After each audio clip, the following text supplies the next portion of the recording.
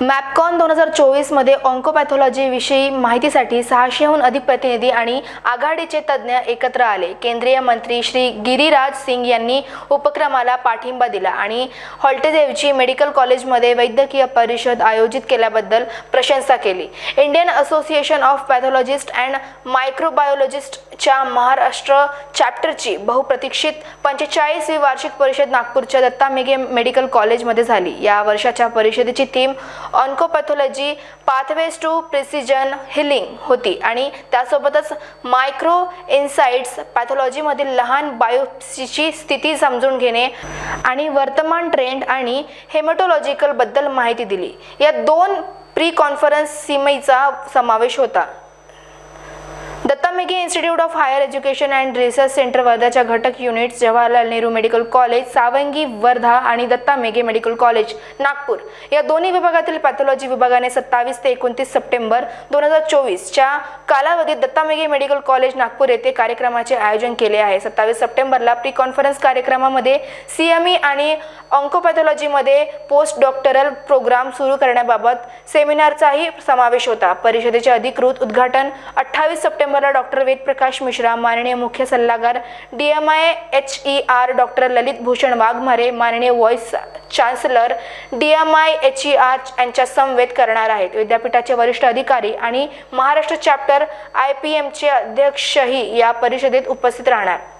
Pre conference आणि मुख्य कार्यक्रमादरम्यान ऑन्कोपॅथॉलॉजीमधील तज्ज्ञांच्या प्रतिष्ठित पॅनेलद्वारे वैज्ञानिक चर्चा, स्मॉल ग्रुप डिस्कशन आणि संपूर्ण महाराष्ट्र आणि इतर ठिकाणच्या विविध मेडिकल कॉलेजमधील पदव्युत्तर विद्यार्थ्यांद्वारे रिसर्च पेपर आणि पोस्टरचे प्रेझेंटेशन केले जाईल। या परिषदेत 600हून अधिक प्रतिनिधी, 30 वक्ते सहभागी असून 225 प्रेझेंटेशन पेपर्स आणि पोस्टर्सच्या स्वरूपात दिली।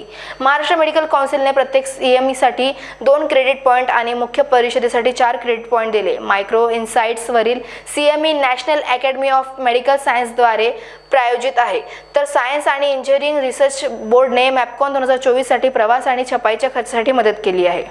नमस्ते, मैं doctor Gaurav Vedprakash Mishra, Datta Meghe institute of higher education and research का प्रो वाइस चांसलर हूँ और आज हम यहाँ पे 45th annual conference of IAPM के लिए जमा हुए हैं, जिसको हम मैपकॉन 2024 कहते हैं। ये कॉन्फ्रेंस एक पैथोलॉजी और माइक्रोबायोलॉजी का सम्मिलित मिश्रण का कहा जा सकता है, जिसमें कि बहुत सारी भ्रांतियों से बहुत सारे टॉपिक्स को कवर किया जाएगा। जैसे कि हम कहते हैं कि कोई एक डिसीज़ है, कोई एक बीमारी है, उसको माइक्रोस्कोप के नीचे कैसे देखा जाता है और उसको माइक्रोस्कोप की तरह से सूक्ष्मता को दर्शित करके उसको किस तरह से डायग्नोस किया जाता है, बीमारी को भापा जाता है। एक पैथोलॉजी इज़ दैट आर्ट, और उसमें ऑल ओवर द वर्ल्ड जो रिसर्च हो रही है, जो संशोधन हो रहे हैं, उनको एक पैरेलल प्लेटफॉर्म पे लाने की एक चेष्टा की जा रही है इस कॉन्फ्रेंस के ज़रिए, जहाँ पे जैसे कि डॉक्टर वाघा मैडम ने कहा कि यहाँ पे काफ़ी दिग्गज लोग आएंगे गेस्ट लेक्चर देने के लिए फ्रॉम ऑल ओवर इंडिया। और जो ऑडियंस रहेगा, ऑडियंस भी हमारे स्टूडेंट्स रहेंगे, फैकल्टी रहेंगे, जो रिसर्चर्स होंगे, जो क्लिनिशियंस होंगे, जो रेडियोलॉजिस्ट होंगे मेरे जैसे, तो हर एक को कुछ ना कुछ यहाँ पे ज्ञान प्राप्त करने के लिए मिलेगा, ऐसी हमारी आशा है। और एक बस मैं इतना कहना चाहूँगा कि जो बीमारी है, बीमारी को सूक्ष्मता से कैसे दर्शित करके देखा जाता है। जैसे कि रेडियोलॉजिस्ट तो बिना माइक्रोस्कोप के देखता है ना, वो टीवी पे देखता है, कंसोल पे देखता है, लेकिन वहाँ से लेके टीवी से लेके माइक्रोस्कोप तक का जो जर्नी है, जो जिसको कहते हैं कि सफ़र है, वो बहुत दिलचस्प रहता है और ये कॉन्फ्रेंस उसी का एक दिग्दर्शक बन के सामने आएगा, ऐसा मुझे लगता है। देखिए, भारत एक ऐसा देश है जिसमें पॉपुलेशन हम दुनिया के सबसे बड़े देश के रूप में स्थापित हो गए और हमारे लिए डोमेस्टिक डिमांड और एक्सपोर्ट दोनों को समान रूप से, और अभी हमारा 167 बिलियन डॉलर का मार्केट है साइज, जिसे मैं सीधे डबल कहूँ 350 बिलियन डॉलर के मार्केट साइज पर टेक्सटाइल इंडस्ट्री को ले जाने का है। मेरे लिए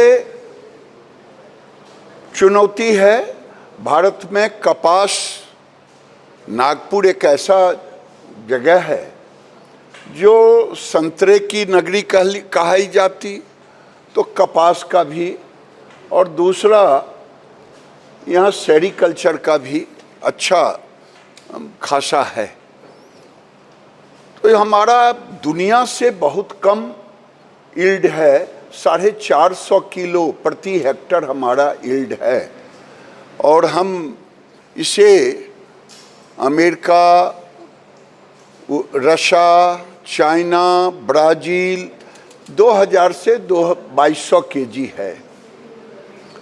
और हमने नागपुर में कल आईसीआर के तहत, आईसीआर में मैंने मीटिंग की, अकोला मॉडल को पूरे विदर्भा में हमें एस्टैब्लिश करना है।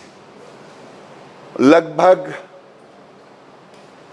इस साल हमने उस मॉडल को, जहां वो 1500 से 1800 केजी पैदा कर रहे हैं, उसको रिप्लिकेट मुझे पूरे विदर्भा में करना है। तो ये अकोला मॉडल पर आए थे, जिसमें अकोला के अधिकारी, डीएम वगैरह सब लोगों से। तो इस बार 3500 हेक्टर में वो उसको बोलते हाई डेंसिटी प्लांटेशन, लेकिन अगले वर्ष 11 जिले विदर्भा के हैं, उन सभी जिले में जो कॉटन ग्रोअर डिस्ट्रिक्ट है उसके लोग अकोला से जुड़े हुए हैं, जुड़ेंगे। और अकोला में अगले वर्ष 50,000 हेक्टर की अकोला मॉडल होगी, और नागपुर में इसी ढंग से पूरे विदर्भा में। और देश को हमने 3 भागों में बांट रखा है, मध्य जोन, नॉर्थ जोन और साउथ जोन।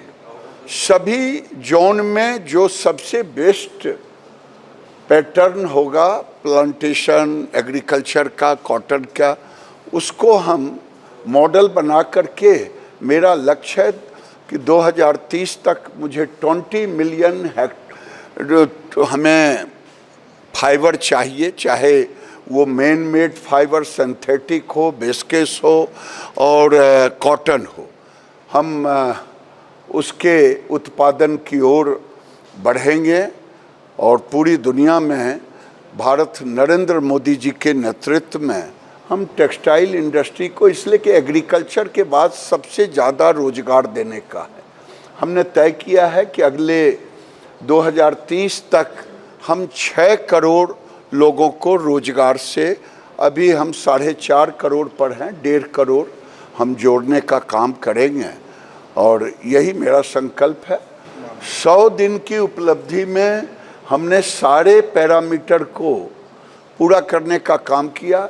आपने देखा होगा प्रधानमंत्री आए हुए थे वर्धा, अमरावती, वहाँ एक पीएम मित्रा को भी उन्होंने उद्घाटन किया। इस तरह से मेरा दुनिया में, भारत आने वाले दिनों में सिल्क में हम नॉर्थ में कैस्टर की खेती होती है, गुजरात सबसे अग्रणी राज्य है।